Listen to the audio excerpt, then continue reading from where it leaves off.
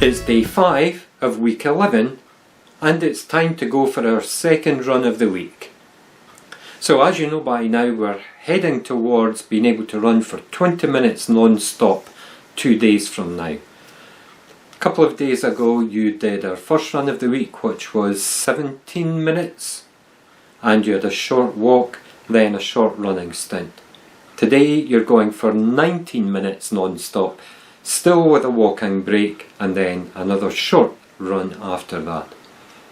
It's still less than you ran last week, so I'm having no excuses, and you're giving yourself no excuses for this one. You are absolutely able to do this 19 minutes. You know it, I know it, everybody in the world knows it.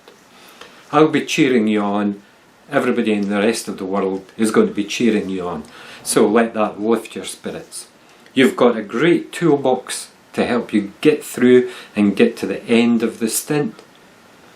Probably the best one, in my opinion, is the 3 green ticks, so let's have a little reminder about that now.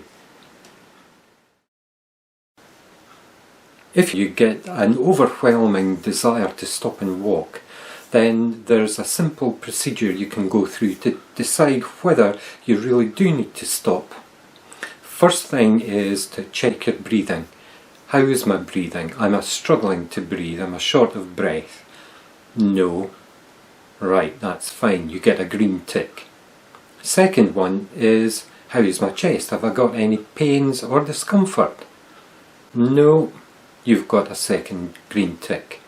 How are my legs? Are my legs sore? Well, no, they're tired but not sore.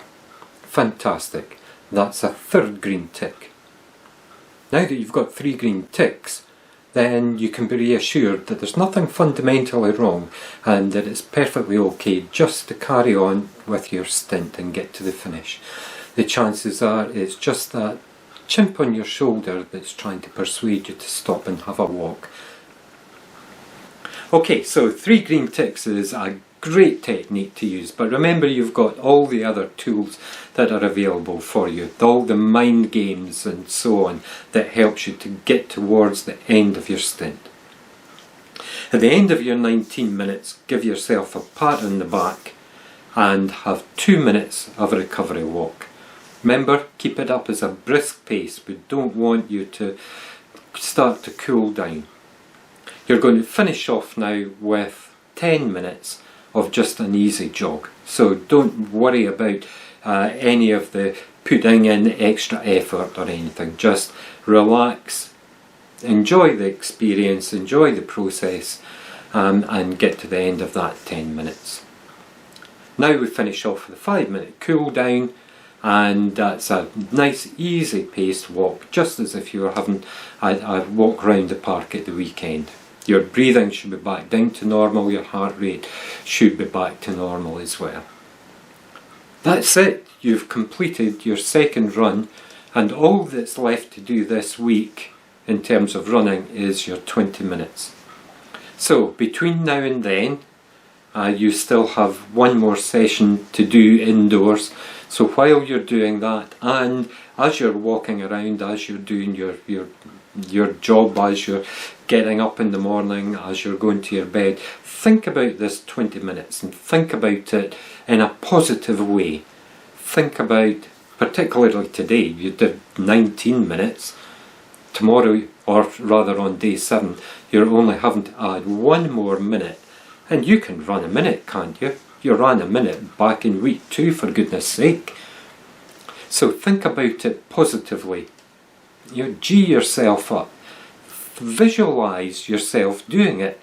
You visualise yourself as you go through the run. How are you going to feel? At what points are you going to think that you're going to sag? And be prepared for that. What tool are you going to use? If that one doesn't work, what one are you going to use? Because the tool that you use will depend largely on how you're feeling at that particular point in time. You can use these techniques as well before you go out on today's run. Your visualisation is a very powerful tool, and athletes throughout the world do that. Golfers, for example, you know, when they're kind of swinging their club a little bit back and forward before they hit the ball. They're not doing that just for fun. What they're doing is visualising. If I make this stroke, I'm going to get that ball onto the green. If I make this stroke, the ball is going to go into the hole. So visualisation is a really, really powerful, and it's a tool that really, really works. I can see myself getting over the 100 metres in 10 flat. I can see myself at the Olympics, and it's my run at the Olympics. I'm only going to get one chance at this, and if I blow it, that's it, at least for 4 years, maybe for all time. I've got 10 seconds to prove myself. How am I going to do it? I'm picturing myself at the start, getting ready to go. I'm waiting for the gun. I'm feeling tensed up. I'm feeling tingling. I'm thinking about the guy that's next to me. No, I don't want to think about the guy next to me. I need to think only about the lane in front of me.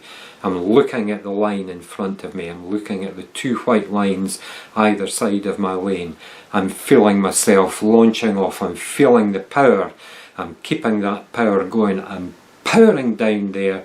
I'm stretching back, reaching out and breaking that tape. I've got not just the Olympic gold, I've won a new world record. Wouldn't that be a fantastic feeling, wouldn't it? And that's what the athletes do. They visualise themselves, they feel themselves walking through or running through the process, getting over the bar at the high jump.